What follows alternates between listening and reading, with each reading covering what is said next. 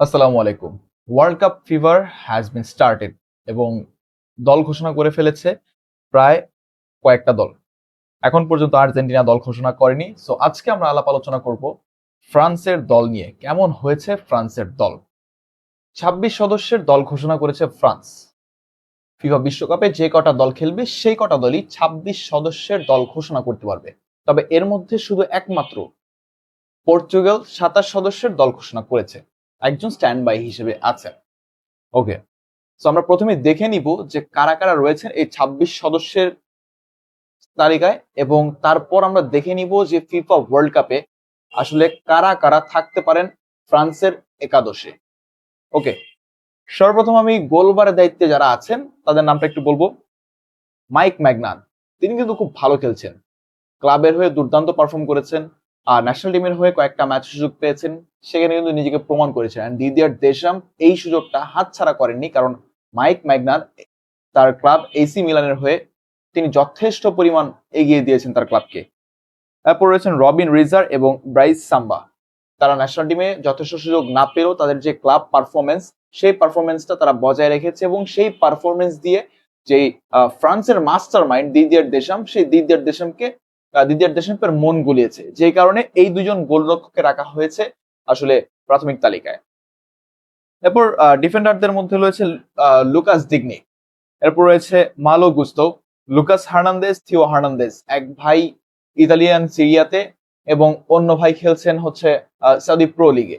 এই যে চারজন ডিফেন্ডারের নাম বললাম, সেই চারজন ডিফেন্ডার কিন্তু ক্লাবে নিজেদের জায়গা পরিপোক্ত করে কিন্তু দেশাম্পের মন জয় করে নিয়ে তারা কিন্তু এই ফ্রান্সের বিশ্বকাপ সদস্যের যে তালিকাটা, সেই তালিকায় কিন্তু তারা প্রবেশ করেছে।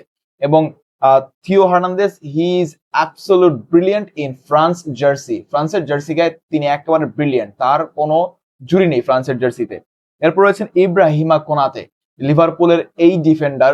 তিনি অবশ্যই চাইবেন ফ্রান্স জাতীয় দলের যে বিশ্বকাপ স্কোয়াডে তিনি জায়গা পেয়েছেন, সেইখানে দিদিয়ার দেশাম্পের যে একটা ভরসার প্রতীক এই লুকাস ইব্রাহিমা কোনাতে, সেই ভরসার একটা প্রতিদান দিতে, যে ভরসা করে দেশাম আসলে কোনা থেকে নিয়েছে, সেই কোনাতেই চাইবে দেশাম্পের যে ভরসার মূল্য সেটা দিতে। জুলেস কুন্দে, বার্সেলোনার এই ডিফেন্ডার, তিনি কিন্তু নিজেকে প্রমাণ করেছেন, তার প্রমাণ করার আর কোনো এখন কিছু বাকি নেই। তিনি ফ্রান্সের জার্সি গায়ে খেলেছেন ২০২২ বিশ্বকাপে, তিনি বার্সার হয়ে খেলছেন বর্তমানে। এই দুইটা জায়গায় দুইটা দলের হয়ে তিনি খেলছেন, নিজেকে প্রমাণ করছেন, নিজের জায়গা পরিপোক্ত করে ফেলেছেন। তো বার্সার হয়ে তার সর্বশেষ যে পারফরমেন্স, সেখানে দিদিয়ার দেশাম অনায়াসে চোখ বন্ধ করে এই জুলেস কুন্দেকে দলে নিতে পেরেছেন।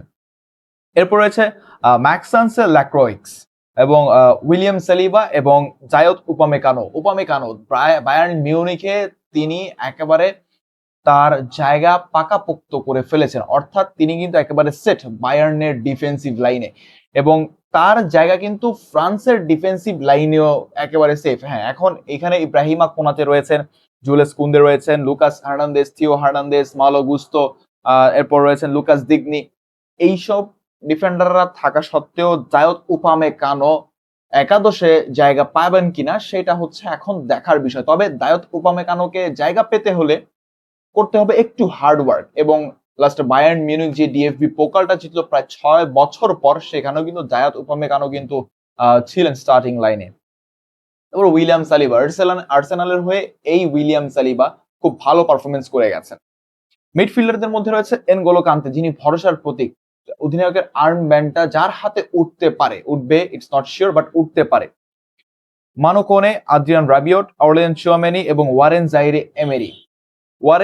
এমেরি, অরেলিয়ান চুয়ামেনি এবং এনগোলো কান্তে, এই তিনজন ডিফেন্ডারের জায়গা একেবারে পাকা ফ্রান্সের স্টার্টিং লাইন আপে। একাদশে এই তিনজনের জায়গা একেবারে পাকা আপনি বলতে পারেন, কারণ এই তিনজন তাদের ক্লাবের জার্সিতে যেমন পারফরমেন্স দেখিয়েছে, বিশেষ করে এমেরি পিএসজি জার্সিতে যা দেখিয়েছে, অরলিয়ান চুয়ামেনি মাদ্রিদের জার্সি গায়ে যা দেখিয়েছে বা দেখাচ্ছে, এবং এনগোলো কান্তে সৌদি প্রো লিগে ঠিক যেই লেভেলের পারফরমেন্সটা দেখাচ্ছে, দেশম ভরসা করে একেবারে চোখ বন্ধ করে তার মিডফিল্ড লাইনে তিনি বিশ্বাস রাখতে পারবেন। এবার আসা যাক ফরওয়ার্ড লাইনে, অ্যাটাকিং এ কে কে থাকছেন বা ফরওয়ার্ড লাইনে কারা কারা থাকছেন লাইন আপে। মাগেস আকলিওচে, যিনি কিনা প্রমাণ করেছেন এবং নতুন হিসেবে তার দেশপ্রিয় একটা দায়িত্ব রয়েছে যে নতুন যারা আপকামিং রাইজিং স্টাররা রয়েছেন তাদেরকেও একটু সুযোগ দেই, তাদেরকেও দেখি ওয়ার্ল্ড কাপ স্কোয়াডে রেখে ওয়ার্ল্ড কাপের যে দলের সঙ্গে একটু ট্রেনিং করিয়ে তাদেরকে পরবর্তী ওয়ার্ল্ড কাপের জন্য প্রিপেয়ার করা যায় কিনা। এরপর রয়েছেন Bradley Barcola, Rayan Cherki, Man সিটির খুব অসাধারণ একজন স্ট্রাইকার ফরওয়ার্ড বলতেই পারেন। ওসমান ডেম্বেলে একমাত্র ব্যালন ডিওর জয়ী, পিএসজির তারকা, বার্সা ছেড়ে পিএসজিতে গিয়ে পিএসজি কে চ্যাম্পিয়ন করো, কিন্তু তিনি গতবার ব্যালন ডিওর জয়ী হয়েছেন। এইবারও পিএসজি কিন্তু আসলে ফাইনালে, এবং ফাইনালে ওসমান ডেম্বেলে কি করবে আর্সেনালের এগেইনস্টে সেটা এখন দেখার বিষয়। আমি ডিফেন্সে বলেছিলাম যে উইলিয়াম সালিবা রয়েছেন, আর্সেনালের হয়ে খেলবেন উইলিয়াম সালিবা এবং পিএসজির হয়ে খেলবেন উসমান ডেম্বেলে। সো ফাইনালটা হবে অল ফ্রান্স লড়াই, হতেও পারে। ওকে, এরপর আছেন ডিজেরে ডুয়ে, এই যে ইয়াংস্টার ফুটবলারটা Lamine Yamal, Desire Doue, Endrick, এই সমস্ত জামাল মুসিয়ালা, এই যে যারা ফুটবলাররা রয়েছেন এরা কিন্তু একেবারে প্রতিপক্ষের ঘাম ছুটিয়ে দিতে প্রস্তুত। অ্যান্ড ডিজেরে ডুয়ে যে একাদশে সুযোগ পাবে তা কিন্তু না, তাকে যে সুযোগ পেতেই হবে স্টার্টিং লাইন আপে তা কিন্তু না, তাকে হাফ টাইমের পর অর্থাৎ সেকেন্ড হাফের যে কোনো সময় তাকে নামানো হলো। আপনার যে কোনো একটা ফরওয়ার্ড বা স্ট্রাইকার যদি আপনার ইনজুর্ড হয়ে যায় তাহলে সেইখানে ডিজের ডুয়েকে আসলে কোচ দেশাম বাজিয়ে দেখতে পারে যে কি অবস্থা তার ন্যাশনাল টিমের জার্সি গায়ে। এরপর রয়েছেন জিন ফিলিপে মাতেতা, মাতেতাও খুব ভালো খেলছেন তার ক্লাবে।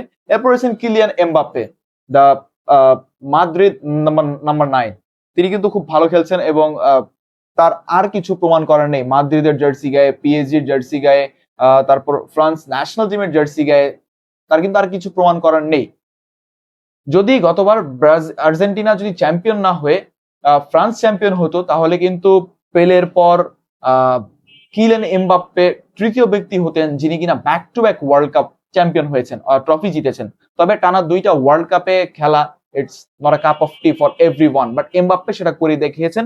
এরপর রয়েছেন মিচেল অলিসের পর রয়েছেন মার্কোস থুরাম। এই যে যাদের স্ট্রাইকারদের নাম বললাম এই স্ট্রাইকাররা কিন্তু আসলে ক্লাব লেভেলে নিজের যে সক্ষমতা সেটা প্রমাণ করে কিন্তু তারা আসলে এই ফ্রান্সের বিশ্বকাপ স্কোয়াডে জায়গা করে নিয়েছেন। এবং শুধু স্ট্রাইকাররা না, এখানে যারা মিডফিল্ডার রয়েছেন, যারা ডিফেন্ডাররা রয়েছেন, যারা গোলরক্ষক রয়েছেন তারাও কিন্তু এখন পর্যন্ত নিজেদের জায়গা পরিপোক্ত করে রেখেছেন। এবার আসি একটু স্টার্টিং লাইন আপে, যদি এটা হচ্ছে আমার সম্ভাব্য স্টার্টিং লাইন আপ যে এইটা হতে পারে ফ্রান্সের একাদশ। এরপর ম্যাচ ভিত্তিক, ম্যাচ অনুযায়ী, তারপর হচ্ছে সিচুয়েশন অনুযায়ী তাদের একাদশ সাজাতে পারে, সেটা হচ্ছে তাদের ব্যাপার, দেশমের ব্যাপার। বাট আমি যেটা সাজিয়েছি, গোলবারে থাকছেন মাইক ম্যাগনান, যে রাইট ব্যাকে থাকছেন জুলেস কুন্দে, সেন্টার ব্যাক হিসেবে থাকছেন উইলিয়াম সালিবা, দায়ত উপামেকানো এবং লেফট ব্যাকে থাকছেন হচ্ছে থিও হার্নান্দেজ। এরপর যে তিন মিডফিল্ডার সেই তিন মিডফিল্ডার পজিশনে রয়েছেন এনগোলো কান্তে, ওরেলিয়ান চোমেনি এবং ওয়ারেন জাইরে এমিরি। সবচেয়ে জটিল হচ্ছে ফরওয়ার্ড লাইন আপটা। আমি এখানে বলেছিলাম মাইকেল অলিস রয়েছেন, কিলিয়ান এমবাপ্পে রয়েছেন, ডিজেরে ডুয়ে রয়েছেন, রায়ান শেরকি রয়েছেন, ব্র্যাডলি বারকোলা রয়েছেন, উসমান ডেম্বেলে রয়েছেন, হ্যাঁ মার্কোস থুরাম রয়েছেন। তো সবকিছু মিলিয়ে এতগুলা প্লেয়ারকে, এতগুলো স্ট্রাইকারকে তো আসলে একাদশে সুযোগ দেওয়া সম্ভব না।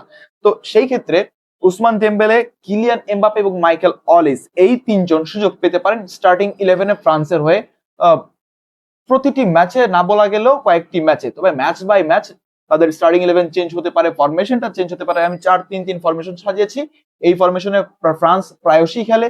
সো এই ফরমেশনে যদি তারা স্টার্টিং 11 সাজায় তাহলে এই ফুটবলার গুলোই আসলে থাকছে।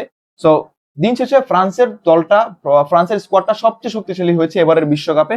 সো ফ্রান্সকে হারাবে এমন কোন দল এখন পর্যন্ত আমি দেখছি না। তবে তারা যদি একমাত্র হারে সেটা হচ্ছে নিজেদের ভাগ্যের কাছে। গতবার ফ্রান্সের দল ছিল মানে আনবিলিভেবল, এবারও ফ্রান্সের দলটা আনবিলিভেবল, বাট গতবার তারা যেমন ভাগ্যের কাছে হেরে গিয়েছে অ্যান্ড আর্জেন্টিনার লাস্ট টাইম যে বুস্ট আপ ছিল সেখানে হেরে গিয়েছে, এইবারও ফ্রান্সের যদি দুঃখটা সঙ্গী হয় তাহলে সেই হচ্ছে ব্যাড লাকটা সঙ্গী হতে পারে। আর না হয় এবার ফ্রান্সকে কেউ হারাতে পারবে না, ফ্রান্স হতে পারে চ্যাম্পিয়ন। অ্যান্ড হ্যাঁ, কিলিয়ান এমবাপ্পে একটা রেকর্ড করে ফেলতে পারে যে 28 বছর আগে দুইবার বিশ্ব champion. Thank you so much.